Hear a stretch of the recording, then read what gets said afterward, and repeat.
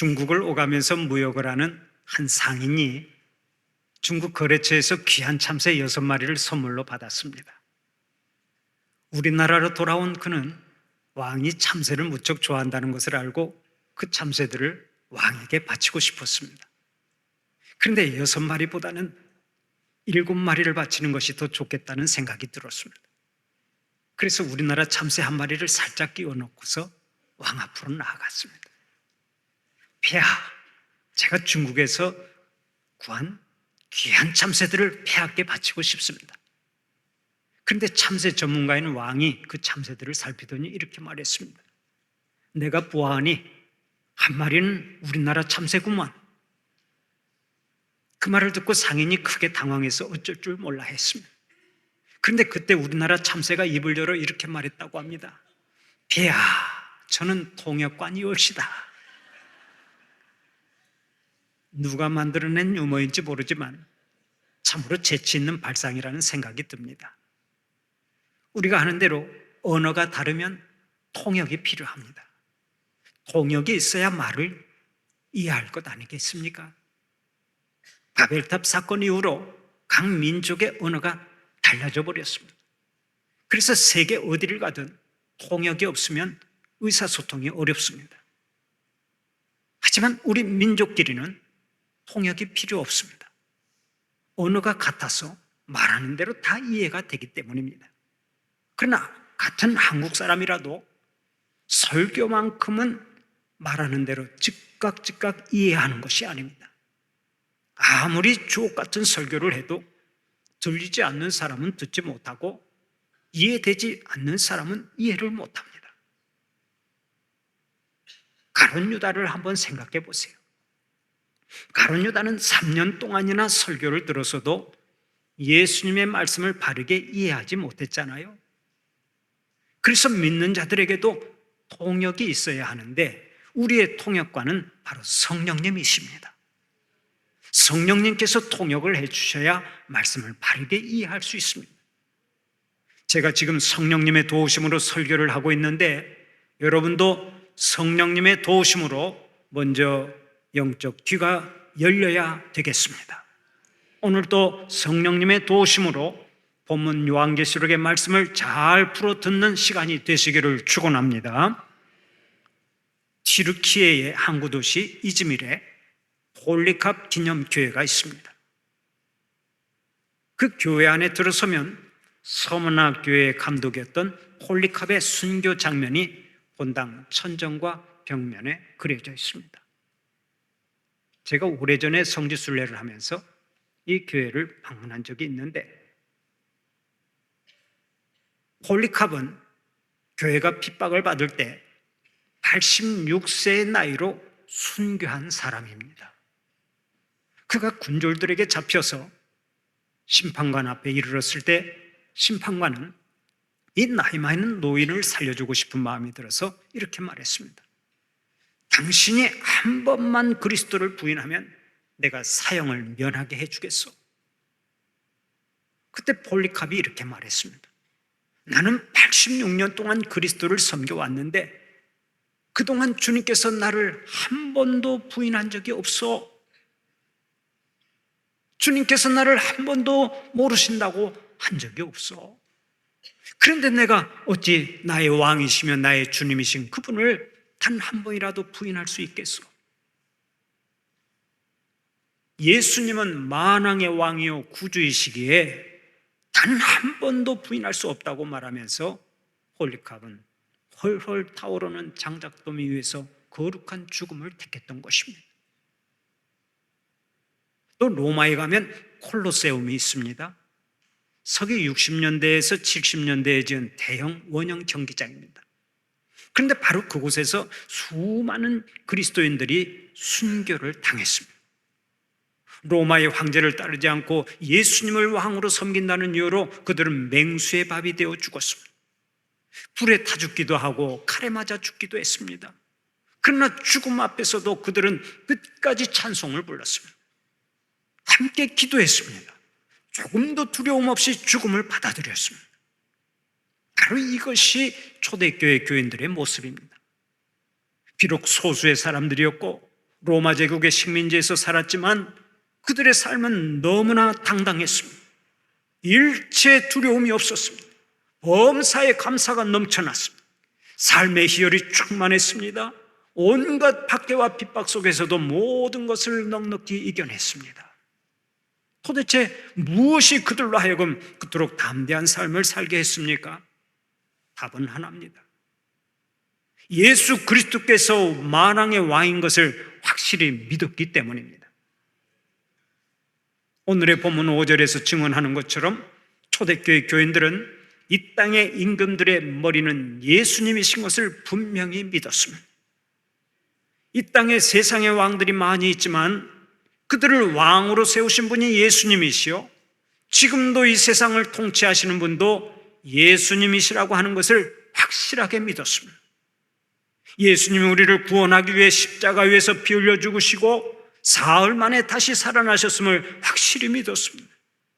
예수님이 세상을 주관하실 뿐만 아니라 장차 하늘나라에서도 심판주가 되실 것을 확실히 믿었습니다. 이러한 신앙이 있었기 때문에 세상의 악한 왕들에게 굴복하지 않았던 것입니다. 오직 예수님께 순종하기를 즐거워했고, 그래서 삶의 질이 달랐고 삶의 내용이 달랐던 것입니다. 오늘 예배드린 우리 성도들에게 이러한 신앙이 분명하시기를 바랍니다. 예수님을 왕으로 모시기만 하면 환경에 관계없이 담대하게 살아갑니다. 예수님을 왕으로 모시기만 하면 눈물을 찬송으로 바꿉니다. 고난을 축복으로 바꿉니다. 죄와 사망에서 건짐을 받습니다. 영원히 사는 복을 받습니다. 그런 의미에서 생의 마지막 순간에라도 예수님을 왕으로 모시는 사람은 인생 최고의 복인이 되는 것입니다. 예수님이 십자가에 못 박혀 돌아가실 때 좌우에는 2명의 강도가 있었습니다. 그때 우편에 있던 강도가 뜨거운 눈물을 흘리며 주님께 말했습니다. 예수여, 당신의 나라에 임하실 때 나를 좀 생각해 주시옵소서. 우편의 강도는 예수님을 구주로 보았습니다. 왕 중의 왕으로 보았습니다. 그래서 예수님을 마음에 모시고 회개했습니다. 그때 주님께서 그 강도를 향해 이렇게 선언하셨습니다. 네가 오늘 나와 함께 낙원에 가 있으리라. 얼마나 감사한 일입니까? 그러나 좌편에 있던 강도는 주님을 조롱하며 말했습니다. 네가 진정 그리스도라면 얼른 뛰어내려서 너도 구원받고 우리도 좀 구원해 보아라. 왜 아무것도 못하고 십자가에 매달려 죽느냐? 알고 보니 너는 가짜구나. 좌편의 강도는 예수님을 구주로 보는 눈이 없었습니다. 예수님을 바로 곁에 두고서도 만왕의 왕으로 보지 못했습니다. 눈이 있어도 보지 못하고 머리가 있어도 깨닫지 못했습니다. 바로 이것이 비극 중에 비극이었던 것입니다. 이 세상에 왕들이 많지만 예수님은 세상의 왕들과는 근본이 다릅니다. 완전히 차원이 다릅니다.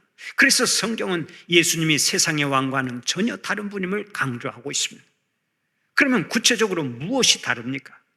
첫째로 예수님은 평화의 왕으로 오셨기 때문에 세상의 왕과는 다릅니다. 이사야 9장 6절을 보면 오늘 또 이렇게 말씀합니다. 그의 이름은 기묘자라, 모사라, 전능하신 하나님이라, 영존하시는 아버지라, 평강의 왕이라 할 것임이라. 예수님은 이 땅에 평강의 왕으로 오신 분입니다. 그래서 세상의 왕들과는 차원이 다르다고 말하는 것입니다. 우리가 아는 대로 세상의 왕들은 다 전쟁의 왕입니다. 유명한 왕일수록 큰 전쟁을 많이 일으켰습니다. 동양의 진시황이나 당태종이나 수양제가 그랬고, 서양의 알렉산더나 시저나 나폴레옹이나 히틀러가 그랬습니다. 오늘을 살고 있는 러시아의 푸틴 대통령도 마찬가지입니다. 이 땅의 유명한 지도자들은 한결같이 싸움을 잘하고 피를 많이 흘렸습니다. 그러나 예수님은 전쟁의 왕이 아니십니다. 이 땅에 평화를 주기 위해 오신 왕이십니다. 끊임없는 전쟁과 광난으로 아수라장이 된 이 세상에 평화의 왕국을 건설하러 오신 분이 우리 주님이시라고요. 그러므로 진정한 평화는 오직 예수 그리스도 안에서만 가능한 줄 믿으시기 바랍니다. 둘째로 예수님은 의의 왕으로 오신 분입니다. 그래서 이사야 32장 1절을 보면 이렇게 말씀합니다.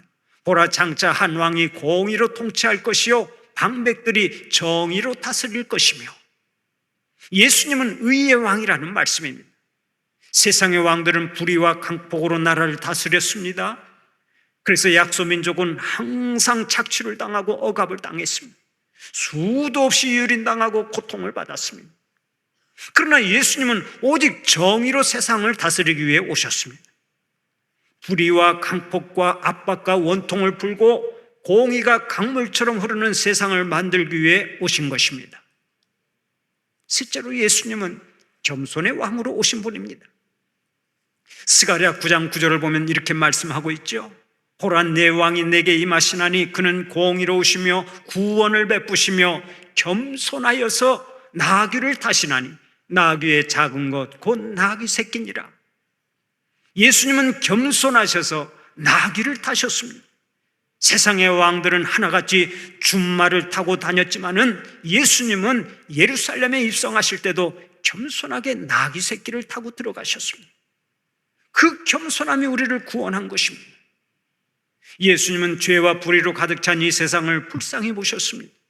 멸망으로 치닫는 인생들을 긍휼히 여기셨습니다. 그래서 친히 평화의 왕, 의의 왕, 겸손의 왕으로 오셔서 우리를 부르십니다. 친히 다스리기를 원하십니다. 그러므로 우리는 그분을 나의 왕, 나의 구세주로 모시기만 하면 되는 거예요. 영접하는 순간 우리는 구원을 받고 그때부터 새로운 역사가 시작되는 줄 믿으시기 바랍니다. 그렇다면 오늘 여러분에게 묻겠습니다. 오늘 여러분의 왕은 누굽니까? 예수님이 여러분의 왕이라고 확실히 말할 수 있습니까? 확실하다면 크게 아멘 하십시다.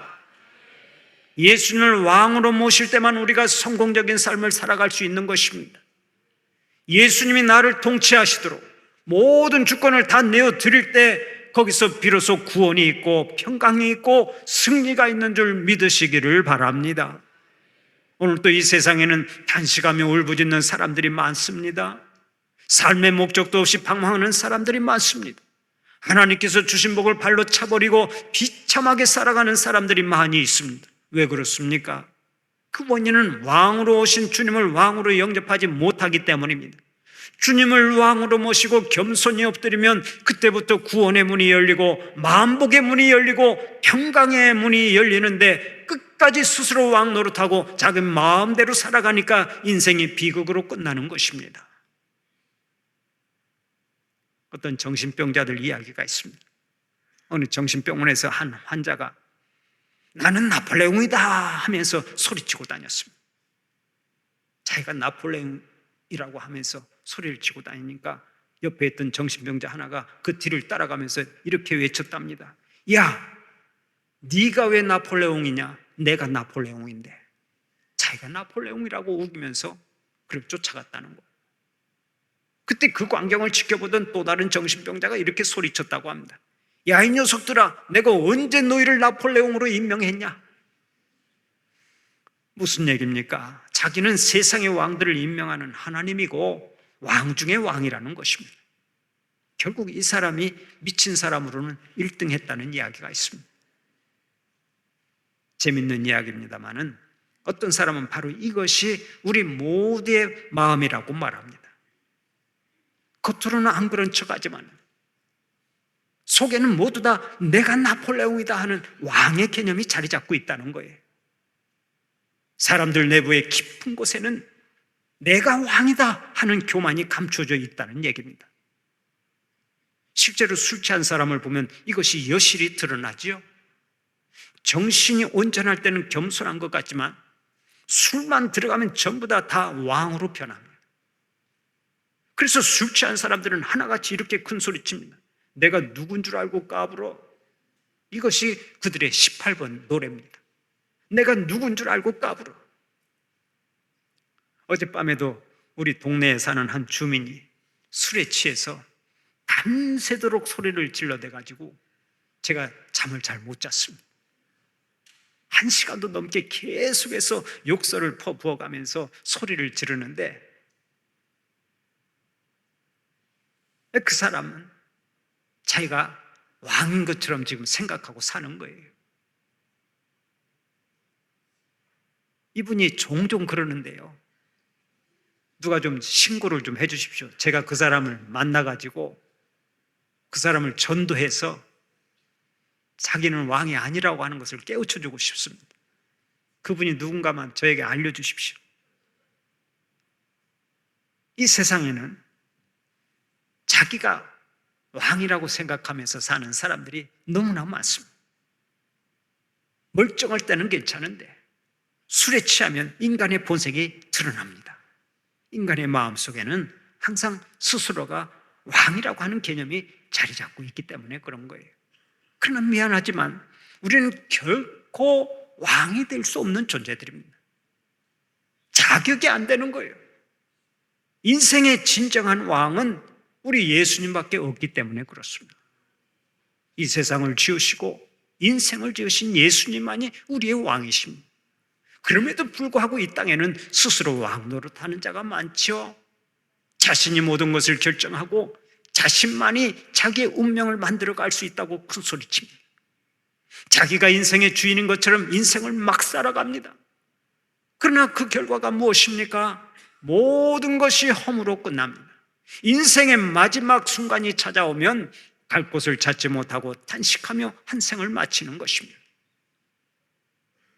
프랑스의 유명한 무신론 철학자인 볼테르는 항상 하나님을 부인하고 하나님의 말씀을 부인하며 살았습니다.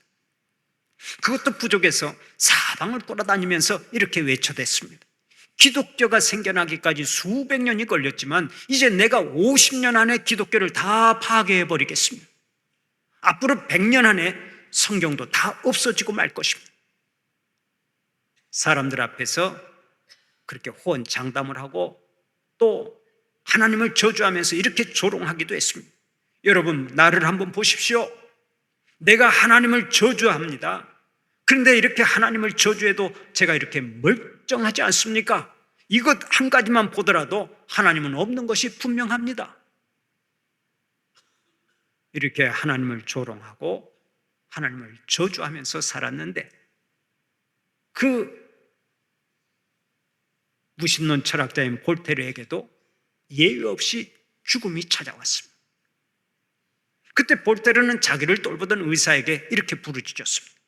선생님, 나의 생명을 6개월만 연장시켜 주시면 내 재산의 절반을 드리겠습니다.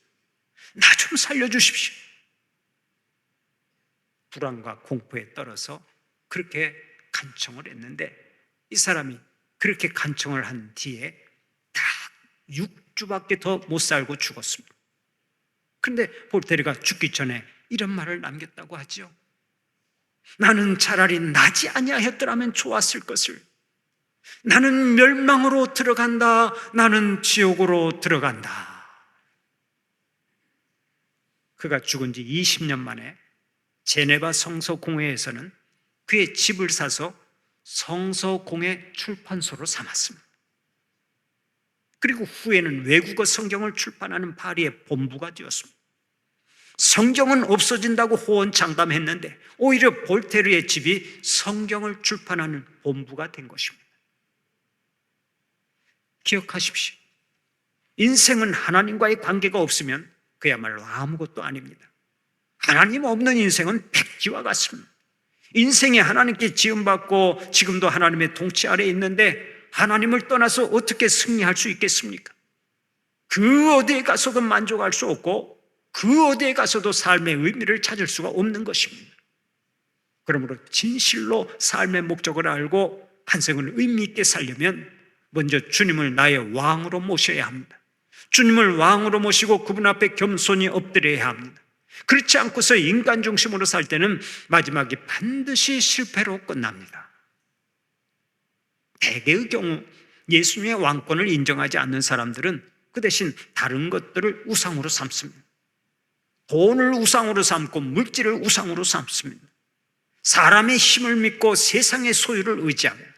명예와 권세와 쾌락으로 욕망을 채우려 합니다. 그러나 그것들이 궁극적으로 무슨 힘이 있습니까? 그것들은 우리를 허망하게 만들고 비굴하게 만들 뿐입니다. 사람을 사람답지 못하게 만들 뿐입니다. 자유하지 못하게 만들고 결국은 멸망의 길로 가게 만드는 것입니다.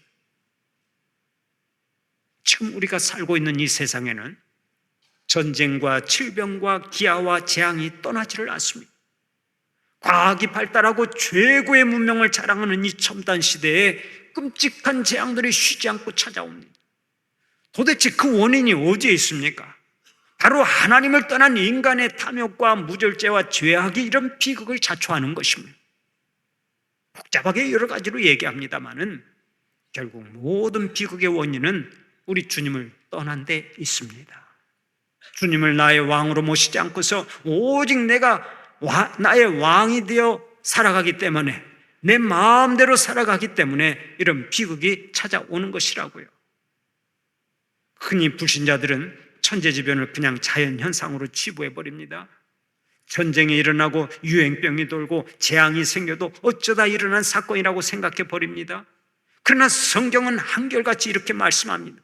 이 모든 재앙은 너희들의 죄악 때문이라. 그러면 우리의 죄악 때문에 임한 재앙을 어떻게 물리치고 어떻게 회복할 수 있습니까? 역대상 7장 14절을 보면 그 비결이 나옵니다.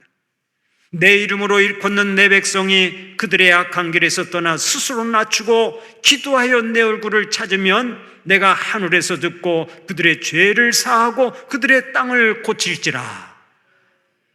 주님께서는 먼저 악한 길에서 떠나라고 말씀하십니다.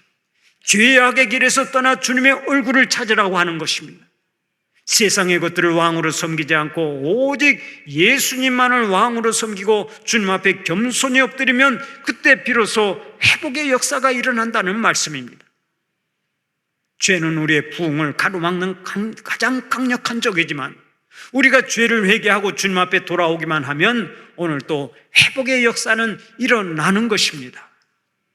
절대로 세상의 것을 하나님으로 삼지 마십시오. 혹시 나도 모르게 세상의 것을 하나님보다 더 사랑하고 있다면 여러분은 그 길에서 즉각 돌이키시기를 바랍니다. 돌이켜야 살고 돌이켜야 승리할 수 있습니다. 예수님의 12제자는 주님께서 부르실 때 지체하지 않고 모든 것을 버렸습니다. 고기를 잡다가 배와 그물을 다 던져버렸습니다. 삶의 현장에서 우상으로 삼았던 것을 즉각 버리고 주님을 따라갔습니다. 그들이 붙잡고 있는 것이 참으로 헛된 것임을 알고 그 자리에서 삶의 방향을 완전히 바꿨습니다. 바로 그 결단이 주님의 위대한 제자가 되게 한 것입니다. 어느 산이든 정상에 오르는 길은 한두 개가 아닙니다. 여러 개의 길이 있습니다. 여기 순천에서 서울로 가는 길도 수도 없이 많습니다. 그러나 이 땅에서 승리하는 길은 단 하나밖에 없습니다. 오직 예수님만을 통해서 그 길을 갈 수 있습니다. 예수님을 왕으로 모시는 결단이 없이는 아무도 그 길을 갈 수가 없습니다. 그러므로 지금 길을 잘못 들어선 자는 빨리 그 길을 돌이켜야 합니다. 스스로 왕 노릇하며 세상의 것을 따라가는 사람은 즉시 회개해야 합니다.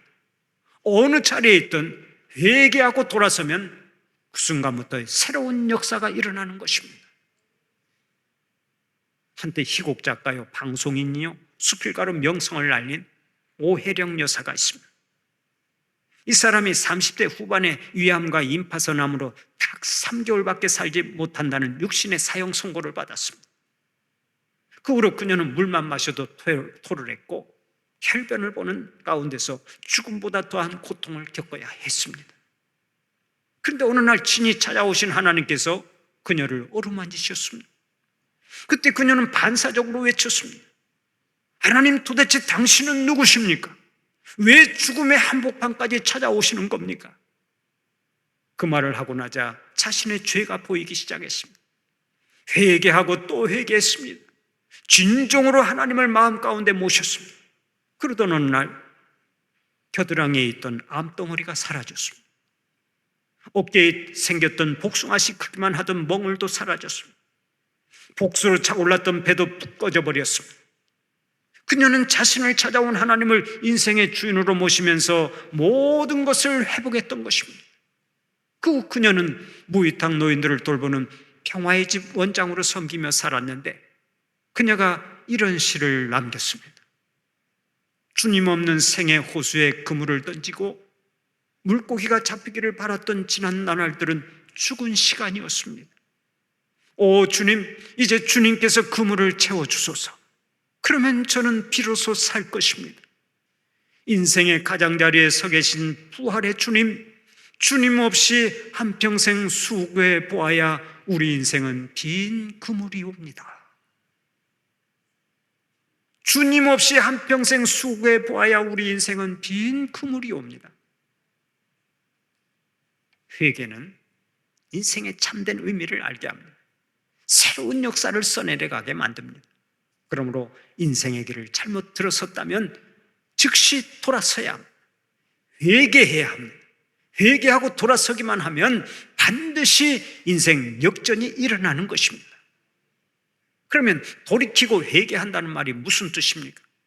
한마디로 말해서 정권 교체가 일어나는 것을 말합니다. 내가 왕 노릇하던 자리에서 내려와 주님을 나의 왕으로 모시는 정권 교체가 바로 회개라는 것입니다. 그렇습니다. 나 자신의 연약함을 솔직히 인정하고 주님 앞에 겸손히 엎드리는 것이 회개입니다. 나 중심의 삶을 주님 중심의 삶으로 바꾸는 것이 회개라는 말씀입니다. 그러면 우리가 왜 이렇게 삶의 자세를 바꿔야 합니까? 죄로 물들어 있는 나의 본성은 나 자신을 올바르게 다스릴 수 없기 때문에 그렇습니다. 여러분, 솔직히 얘기해 봅시다. 여러분은 여러분 자신을 확실히 믿을 수 있습니까? 입이 있으면 말을 좀 해보십시오. 여러분은 여러분 자신을 확실히 믿을 수 있느냐고? 여러분 자신을 100% 믿을 수 있습니까? 아마 자신이 없을 것입니다. 도대체 믿을 수 없는 존재가 바로 우리들이기 때문에 그렇습니다. 실제로 아침에 마음을 정하고서도 저녁에 바꿔버리는 일이 얼마나 많습니까? 오늘 결심한 것을 겨우 3일 지나서 깨트리는 일이 얼마나 또 많이 있습니까? 우리는 너무나 자주 변합니다. 우리는 우리 자신을 믿을 수가 없습니다. 그래서 나온 말이 조석변이요 작심삼일인 것입니다. 어떤 사람은 조석변이를 밥 먹듯이 하니까 늘 새벽 예배가 있는 것이고 또 작심삼일이니까 수요 예배도 있다고 그렇게 말들을 하더라고요. 참으로 연약하고 자주 변하는 것이 우리 인생인데 어떻게 나 자신을 믿을 수 있느냐 하는 말씀입니다. 더군다나 죄 가운데서 태어나 죄 가운데서 살아가는 나를 어떻게 믿을 수가 있습니까? 우리는 태어날 때부터 코와 입을 가지고 태어납니다. 태어날 때부터 심장과 폐를 가지고 나옵니다. 바로 이것처럼 우리는 태어날 때부터 죄를 가지고 태어납니다. 그래서 죄를 지었기 때문에 죄인이 되는 것이 아니라 근본적으로 죄인이기 때문에 죄를 짓는 거예요. 잊지 마십시오. 우리는 스스로를 다스릴 능력이 없습니다. 스스로를 구원할 힘이 없다고요. 하나님의 도움이 없이는 불가능한 존재들이 바로 우리들인 것입니다. 이것을 시인하는 자가 복이 있습니다. 주님, 저는 알 수 없습니다. 오직 주님만이 하실 수 있습니다. 저에게 오시옵소서, 저를 통치하여 주시옵소서. 이렇게 기도하는 자가 복 있는 사람이 되는 것입니다. 우리가 즐겨 부르는 찬송가 중에 예수 우리 왕이여라는 찬송이 있습니다. 찬송가 38장에 수록된 이 곡을 만든 사람은 아일랜드의 폴 카일이라고 하는 세계적인 찬양 사역자입니다. 그는 의사였지만 커뮤니티 오브 더 킹이라고 하는 기독교 단체를 만들어서 청년들에게 복음을 전하는 사역을 했습니다. 그가 어느 날 청년들과 함께 모였는데 청년들이 진학과 취업 문제로 얼굴이 많이 어두워져 있었습니다. 그런 청년들을 위로하기 위해서 기타를 치며 찬양을 부르기 시작했습니다. 그 순간 성령님이 임하시니까 그의 입술에서 새로운 찬양이 울려 퍼지기 시작했습니다. 청년들의 마음속에 있는 어두운 그림자도 사라지고 얼굴이 환해지는 역사가 일어났습니다. 그때 그 자리에서 성령의 능력으로 만들어진 곡이 바로 예수 우리 왕이여라고 하는 찬송인데 그 찬송가 38장의 가사가 이렇습니다. 예수 우리 왕이여 이곳에 오셔서 우리가 왕께 드리는 영광을 받아 주소서. 우리는 주님의 백성, 주님은 우리의 왕이라 왕이신 예수님 오셔서 좌정하사 다스리소서. 이 고백대로 예수님이 여러분의 진정한 왕이 되시기를 바랍니다. 예수님을 왕으로 모시고 살면서 범사에 승리하시기를 바랍니다. 이 세상에 그 어떤 것도 우리의 왕이 될 수가 없습니다. 그런 의미에서 우리는 오직 우리의 왕 되신 예수님께만 순종하고 살아야 될 줄로 믿습니다. 사랑하는 우리 성도들은 우리의 왕이요 주가 되시는 예수님께 절대 순종하는 자들이 되시기를 바랍니다. 형편처지에 관계없이 무조건 순종하시기를 바랍니다. 그래야 복을 받고 범사에 승리할 수 있는 것입니다. 사도 바울은 주님께서 자신을 100% 통치하시도록 자신의 욕망은 모두 십자가에 못 박았다고 했습니다. 그래서 갈라디아서 2장 20절을 보면 이렇게 고백합니다. 내가 그리스도와 함께 십자가에 못 박혔나니 그런즉 이제는 내가 산 것이 아니요 오직 내 안에 그리스도께서 사신 것이라. 이제 내가 육체 가운데 사는 것은 나를 사랑하사 나를 위하여 자기 몸을 버리신 하나님의 아들을 믿는 믿음 안에서 사는 것이라. 우리는 비록 이 땅에 두 발 딛고 살아가지만 이미 세상에 속한 자들이 아닙니다. 우리는 하늘에 속한 자들입니다. 모든 왕들의 머리가 되시는 예수 그리스도를 왕으로 모시고 사는 천국 백성들입니다. 그러므로 잘 살아야 합니다. 그분의 말씀에 순종해야 합니다. 천사도 흠모할 만한 삶을 살아야 합니다. 하늘에 속한 자들답게 살아서 이 혼탁한 세상에 예수 그리스도의 영원한 빛을 비추고 살아가는 우리가 되어야 할 것입니다. 날마다 주님을 왕 중에 왕으로 모시고 살면서 주님의 영광을 높이 드러내는 여러분들이 되시기를 간절히 축원합니다.